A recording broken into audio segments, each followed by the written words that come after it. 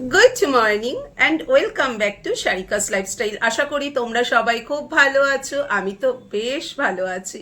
আজকের দিনটা বাঙালির কাছে ইমোশনের দিন। আজকে বাঙালির নববর্ষ, মানে নতুন বছর। তো এই নববর্ষে সবাইকে জানাই আমার এবং আমার পরিবারের তরফ থেকে আন্তরিক প্রীতি, শুভেচ্ছা ও ভালোবাসা।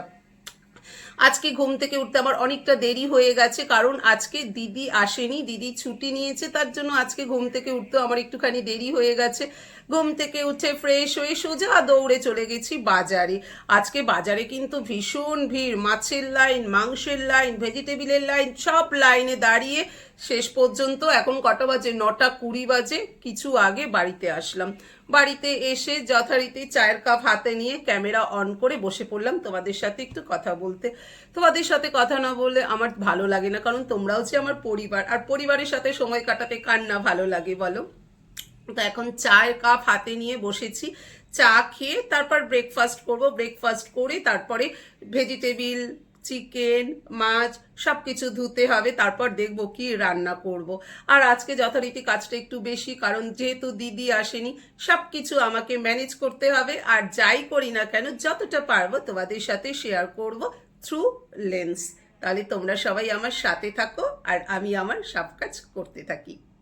চা খেয়ে এখন আমরা তিনজনে মিলে ব্রেকফাস্ট করতে বসে গেছি। আর আজকে আমাদের নববর্ষের ব্রেকফাস্ট হচ্ছে রাধাবল্লভী তরকারি আর গজা। এটা দিয়েই হবে আজকে আমাদের নববর্ষের ব্রেকফাস্ট। তো তুতান, প্রথমে তুমি শুরু করো। ব্রেকফাস্ট করে মাছ মাংস ধুয়ে নিলাম। এখানে আছে মাছ, এই যে এখানে আছে মাছ, এই বক্সে আছে মাংস, আর এই বক্সে আছে মাছের ডিম। এবার এই বক্সগুলো ডিপ ফ্রিজে তুলে রাখবো, আর কিছুটা মাংস বাইরে বার করে রেখেছি। তো এগুলো এখন ডিপ ফ্রিজে তুলে রাখা যাক।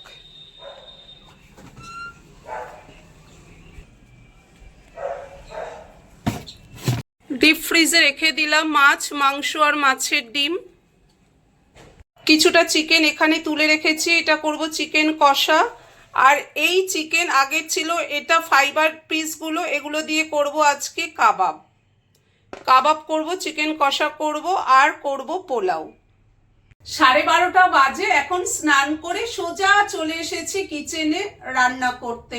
আজকে খুব একটা বেশি কিছু রান্না নেই, তাই গরম গরম রান্না করব আর গরম গরম খাওয়া হবে, তার জন্য এত দেরিতে রান্না করতে কিচেনে এসেছি।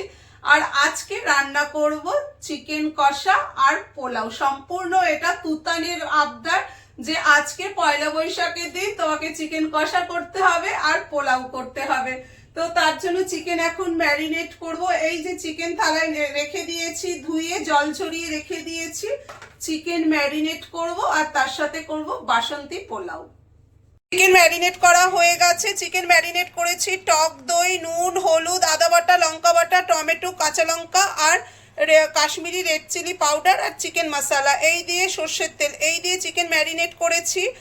আর এই কাপের 1 কাপ চাল নিয়ে ভালো করে ধুয়ে এর মধ্যে নুন, হলুদ, ঘি আর আদা বাটা আর গরম মশলা ভালো করে মিক্সড করে রেখে দিয়েছি।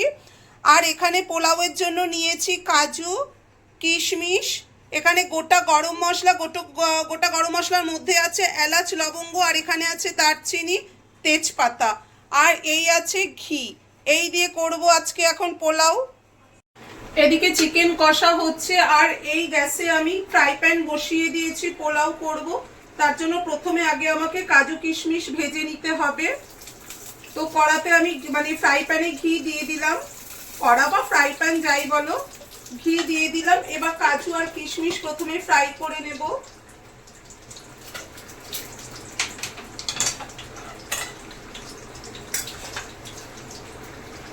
প্রথমে কাজু বাদাম দিয়ে দিচ্ছি।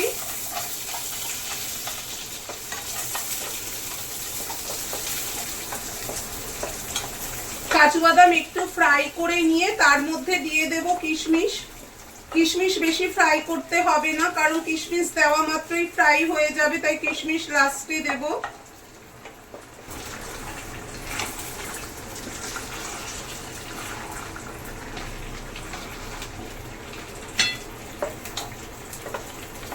কাজু ফ্রাই করা হয়ে গেছে, এবার এর মধ্যে দিয়ে দেব কিশমিশ। জাস্ট একটুখানি নাড়িয়ে নামিয়ে দেবো, কারণ কিশমিশ না খুব তাড়াতাড়ি ফ্রাই হয়ে যায়।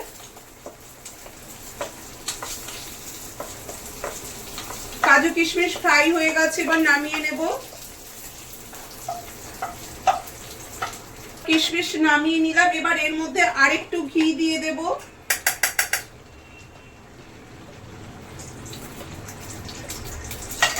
ঘি দিয়ে দিলাম। এবার এই ঘিয়ের মধ্যে ম্যারিনেট করা চাল দিয়ে দেব। এর মধ্যে আরেকবার বলে দিচ্ছি, এর মধ্যে আদা বাটা, নুন, হলুদ আর গরম মশলা গুঁড়ো রয়েছে। নুন, হলুদ, আদা বাটা আর গরম মশলা গুঁড়ো দিয়ে এই চাল প্রথমে ম্যারিনেট করে রেখেছিলাম। এবার এই চালটা ঘিয়ে, ও সো সরি, আমি না একটা জিনিস ভুলে গেছি গো, তেজপাতা আর গোটা গরম মশলাটা দিতে ভুলে গেছি। তো যাই হোক, কোনো ব্যাপার না, এখন তেজপাতা আর গোটা গরম মশলাটাও দিয়ে দিচ্ছি এর মধ্যে। একবারে ফ্রাই হয়ে যাবে, কোনো ব্যাপার না। যেহেতু এর মধ্যে গরম মশলা গুঁড়ো দেওয়া রয়েছে, তাই গোটা গরম মশলা একবারে আগে ফোড়নে না দিয়ে চালের সাথেও দেওয়া যায়, কোনো ব্যাপার না, একই স্মেল আসবে। চাল একটু ফ্রাই করে নিয়ে গরম জল দিয়ে দেবো 2 কাপ। যেহেতু 1 কাপ চাল নিয়েছি, তার জন্য আমি 2 কাপ দেব গরম জল। চাল বেশ ভালো করে ভাজা ভাজা হয়ে গেছে। এবার এর মধ্যে দিয়ে দেব গরম জল। আর দেখো, আমি না তেজপাতাগুলোকে তুলে রেখেছি, কারণ তেজপাতাগুলোর জন্য চালগুলো না এদিক ওদিক ছিটে পড়ছিল, তার জন্য তেজপাতা তুলে রেখেছি। চাল একটু ভেজে নিয়ে তারপরে তেজপাতা দেই আমি।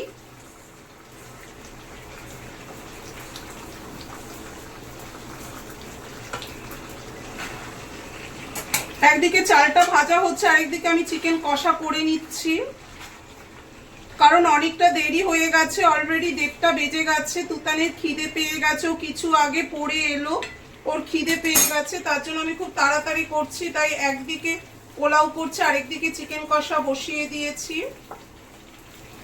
চাল বেশ ভালোভাবে ভাজা ভাজা হয়ে গেছে। এবার এর মধ্যে দিয়ে দেবো তেজপাতাগুলো, যে তেজপাতাগুলো তুলে রেখেছিলাম না, সেই তেজপাতাগুলো দিয়ে দিলাম।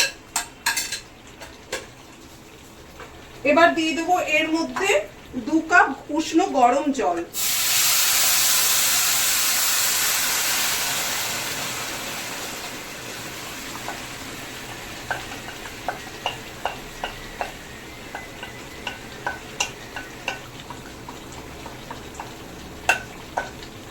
এবার ভালো করে মিক্স করে নিয়ে গ্যাসের ফ্লেম লো করে ঢাকা দিয়ে দেব। ঢাকা দিয়ে গ্যাসের ফ্লেম লো করে দিচ্ছি। আর এই যে হোলটা রয়েছে ফ্রাই প্যানের, এই ঢাকনাতে যে হোলটা রয়েছে, এই হোলে আমি একটা লবঙ্গ গুজে দিলাম, যাতে স্টিমটা বেরিয়ে না যায়। এবার ধীরে ধীরে চালটা ফুটবে, কারণ গ্যাসের ফ্লেম লো করা রয়েছে। আর আমি ততক্ষণে চিকেন কষাটা একবার ভালো করে মিক্স করে দিই, না হলে তলায় তো আবার লেগে যাবে।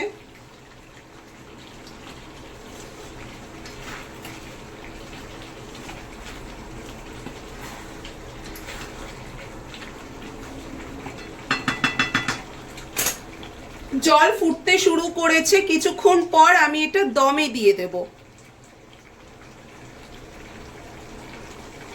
ঢাকা খুলে দেখা যাক চাল কি পজিশনে আসলো। দেখো, চাল কিন্তু অলরেডি ফুটতে শুরু করে দিয়েছে। আরেকটু জলটা কমে এলে এর মধ্যে দিয়ে দেব পরিমাণ মতো চিনি আর কাজু কিশমিশ দিয়ে ভালো করে মিক্স করে দমে বসিয়ে দেব।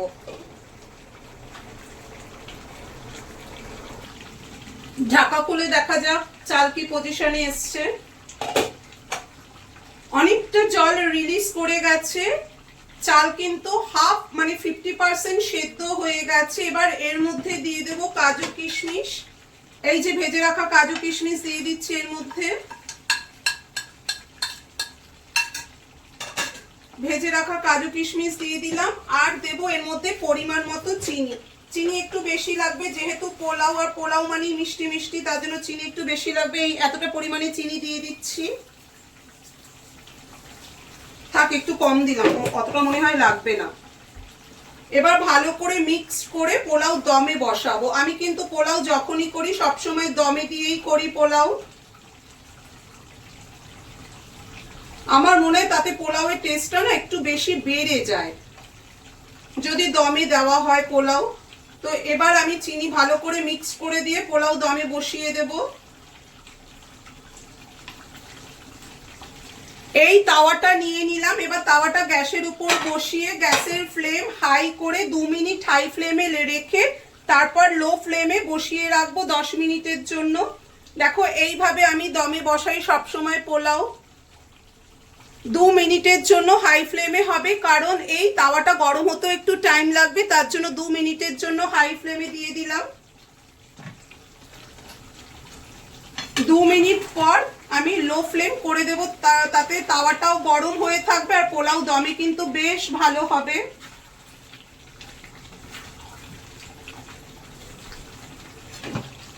দু মিনিটের মতো হয়ে গেছে। এবার গ্যাসের ফ্লেম আমি লো করে দেব। গ্যাসের ফ্লেম লো করে দিলাম। এবার ধীরে ধীরে পোলাওটা হবে, আর ততক্ষণে আমি চিকেন কষাটা করে নিই। পোলাও হয়ে গেছে, একদম ঝুরঝুরে পোলাও, দেখেছো?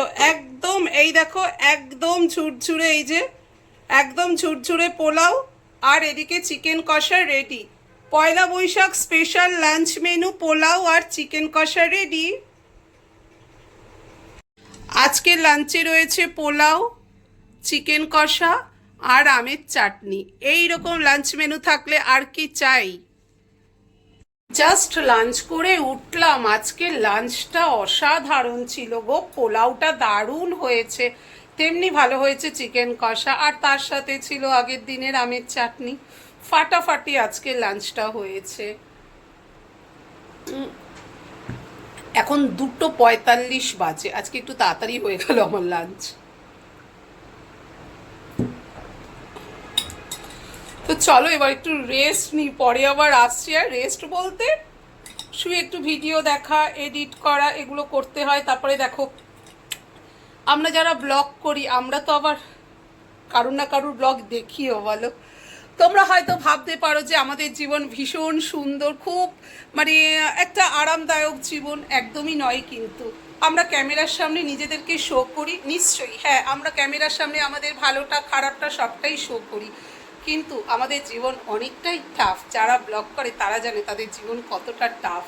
তো এই টাফ জীবন থেকেও একটুখানি খুশি, একটুখানি মানে একটু কিছু ভালো মুহূর্ত তোমাদের সাথে যে আমরা মানে শেয়ার করি, এটা আমাদেরও ভালো লাগে। তো তার জন্য এখন আবার আমাকে একটুখানি অন্য কারোর ব্লগও দেখতে হবে। তো চলো পরে আবার আসছি। বিকেল 5টা বাজে। দুপুরবেলা লাঞ্চ করে একটু শুয়েছিলাম, তো এখন আবার সোজা কিচেনে চলে এসেছি। দুপুরবেলা তুতার লাঞ্চ করার সময় আমাকে বলছে যে ফাইবার পিসগুলো বেঁচেছিল সেগুলো দিয়ে বিকেলবেলা আমাকে কাবাব করে দেবে। তো ওকে কাবাব করে দেবার জন্য তো কাবাব তো আগে প্রথমে ম্যারিনেট করতে হবে, কিন্তু তার আগে চিকেনের বড় বড় পিসগুলোকে ছোট ছোট করে কেটে নিতে হবে, তা না হলে কাবাব ভালো হবে না। তো এখন চিকেনের পিসগুলোকে কাটতে বসেছি। এই দেখো এত বড় বড় চিকেনের পিস, এগুলো দিয়ে তো কাবাব ভালো হবে না। চিকেনের পিস ছোট ছোট করতে হবে, তার জন্য একটা পিস কেটে দুটো করছি। এই যে এইভাবে এক একটা পিস কেটে দুটো দুটো করে নিচ্ছি, তারপর ম্যারিনেট করব।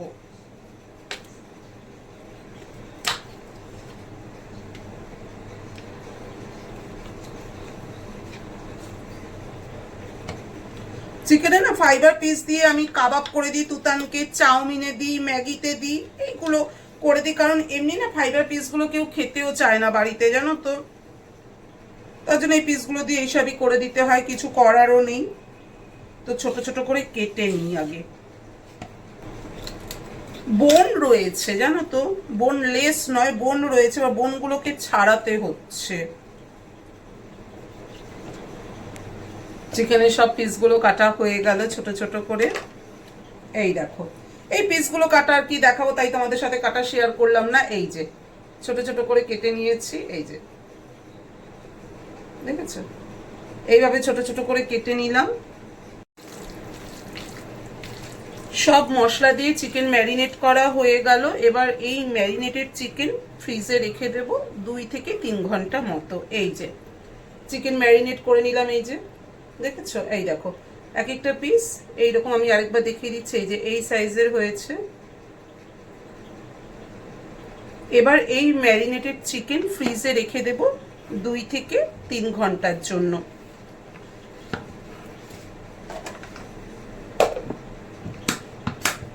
এই যে এই বাটিতে মুখ বন্ধ করে এবার যাই গিয়ে ফ্রিজে রেখে আসি। সন্ধ্যে 6টা বাজে, আমি জামা কাপড় আয়রন করছিলাম আর পার্থ চা করে এনে দিল। পার্থ বলছে তুমি আয়রন করছো, আমি চা করি, তো চা করে এনে দিল। আয়রন করতে করতে চা খেতে বসে পড়লাম। বেশ ভালো চা করে কিন্তু।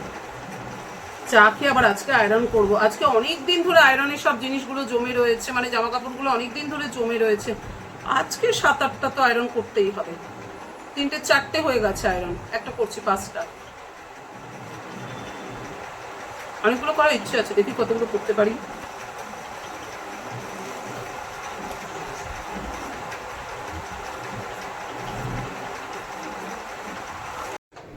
সাড়ে 7টা বাজে, এখন সোজা কিচেনে চলে এসেছি কাবাব বানানোর জন্য। তো আমি না কাবাব স্টিক বার করে রেখেছিলাম, এই যে এই কাবাব স্টিকগুলো বার করে রেখেছিলাম, ভেবেছিলাম এই কাবাব স্টিকে আজকে কাবাব বানাবো। এইরকম আমার 5টা স্টিক রয়েছে, এই স্টিকগুলো আমি অ্যামাজন থেকে কিনেছিলাম। তো এরকম 5টা রয়েছে, ভেবেছিলাম এই কাবাব স্টিকে কাবাব করব আজকে, কিন্তু পরে চিন্তা করে দেখলাম এই কাবাব স্টিকগুলো ইউজ করলে না গ্যাস ভীষণ নোংরা হয়, তো গ্যাস পরিষ্কার করা আরেকটা ঝামেলার ব্যাপার। তার জন্য এই তাওয়াতে কাবাব করব আজকে, ঘিয়ে ফ্রাই করে নেব, তাহলেই হবে। তো গ্যাসও নোংরা হবে না, অথচ কাবাব টেস্টিও হবে। তার জন্য আজকে তাওয়াতে এখন কাবাব বানাবো। ঘিতে পুরো কাবাবটা করব না, একটু তেল দিয়ে নেব। তার জন্য একটু তেল দিয়ে নিলাম, প্রথমে একটু তেল দিয়ে নিচ্ছি, সাদা তেল। যতটা হেলদি ওয়েতে করা যায় অথচ টেস্টি হবে। ঘি দেব কিন্তু কম মাত্রায় ঘি দেব, তার জন্য একটু সাদা তেল প্রথমে দিয়ে দিলাম। তো চিকেনের মধ্যে সাদা তেল বেশ ভালোভাবে মিক্সড করে নিচ্ছি, এবার ঘিতে ফ্রাই করব।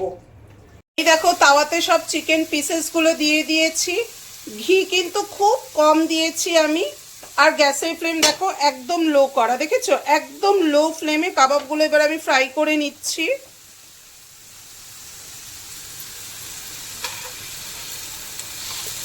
এইভাবে উল্টে উল্টে দিতে হবে।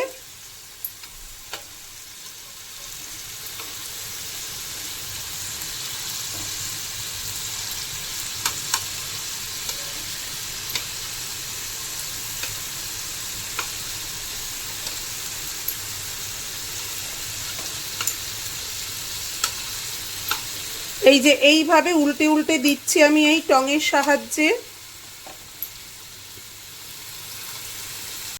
ঘিয়ে ভাজা গরমা গরম কাবাব রেডি হয়ে গেল। এবার তুতান আমি পার্থক্যে টেস্ট করে বুঝতে পারবো ঠিক কেমন হয়েছে। তুতান খেয়ে বলো কেমন হয়েছে।